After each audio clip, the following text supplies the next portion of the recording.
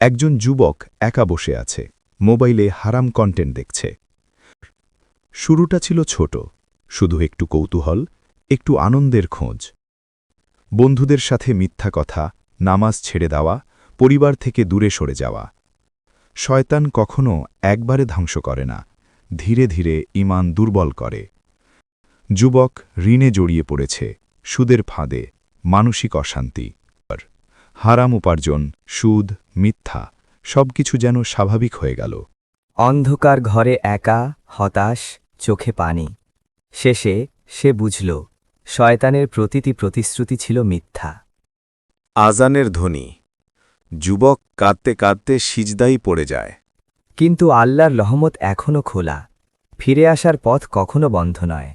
শয়তান ধ্বংসের দিকে ডাকে, আল্লাহ ক্ষমার দিকে ডাকেন। শয়তানের ধোঁকা সাময়িক আনন্দ দেয়, কিন্তু শেষটা ধ্বংস। আজই তওবা করুন।